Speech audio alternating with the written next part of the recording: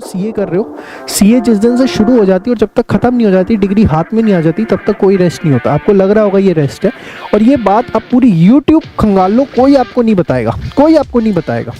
हमारा मकसद आपको एक जेन्युइन स्टूडेंट तैयार करना है कि जब आप सीए बन के जाएँ तो आपको कोई अच्छी सैलरी भी दे, कहीं अच्छी अप्रोच आपको मिले, कहीं अच्छे तरीके से जो है आप अपनी डिग्री को यूटिलाइज कर, और विश्वास मानना फिर आप जो है इंटर या फाइनल पे कहीं पर भी आप नहीं अटकोगे।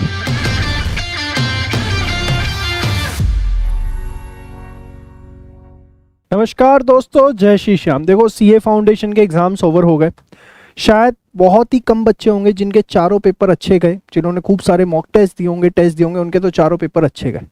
लेकिन अगर किसी सब्जेक्ट के अंदर प्रिपरेशन लैक कर रही थी तो हो सकता है कि एक आधा पेपर आपका थोड़ा प्लस माइनस गया होगा।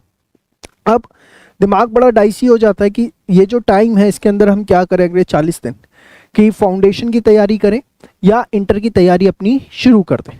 तो देखिए, सबसे पहले एक चीज़ मैं यहाँ आपको बताना चाहूँगा। मैं आपको 5 चैप्टर ऐसे बताने जा रहा हूँ कि अगर ये आपने सीए फाउंडेशन की तैयारी करते हुए छोड़े थे तो सबसे पहले तो आप इन 5 चैप्टर्स को स्ट्रॉन्ग करो, क्योंकि ये 5 चैप्टर आपके इंटर में भी काम आते हैं और समवट आगे फाइनल में भी काम आते हैं, और ये लाइफ टाइम एप्लीकेबिलिटी वाले चैप्टर्स हैं। तो अगर ये 5 चीज़ें आपने छोड़ी थी तो सबसे पहले आप इनको करिए, और अगर आपने हल्की भी प्रिपेयर की थी तो इनको आप स्ट्रॉन्ग करिए। वो 5 चैप्टर कौन से हैं?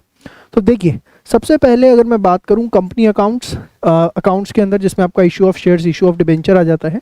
फाइनल अकाउंट, जिसमें आप वो balance sheet and trading P&L सीखते हैं। उसके बाद लॉ में इंडियन कॉन्ट्रैक्ट एक्ट, बच्चे जनरली इसका कुछ पार्ट छोड़ देते हैं कि भैया इतनी वेटेज नहीं है, sales of goods act, partnership LLP कर लेते हैं। कंपनीज एक्ट 2013 अगर आपने छोड़ दिया था फाउंडेशन लेवल पे, इंटर लेवल पे बहुत दिक्कत आएगी, तो इसको आप करें। और एक टाइम वैल्यू ऑफ मनी, जो कि आपको इंटर में भी काम आता है और फाइनल में भी काम आता है, in the subject financial management. तो इन 5 में से अगर आपने कुछ भी छोड़ दिया था या कम प्रिपेयर किया था तो सबसे पहले अगले 10, 12, 15 दिन, देखो ये तो आपको करना ही है। आप इंटर या फाइनल में आए, या आप एक चीज़ समझिए, भगवान ना करे अगर फाउंडेशन रह भी जाता है तो वहाँ पर भी काम आएंगे। तो ये 5 चीज़ों को तो एटलीस्ट आप सुपर डुपर स्ट्रॉन्ग करिए। ये आप समझिए कि मैं आपको होमवर्क दे रहा हूँ। कहाँ से करें? कुछ मत करो, मेरी YouTube पे वीडियोस अवेलेबल है, मैं 5 का लिंक आपको लगा देता हूँ नीचे डिस्क्रिप्शन के अंदर।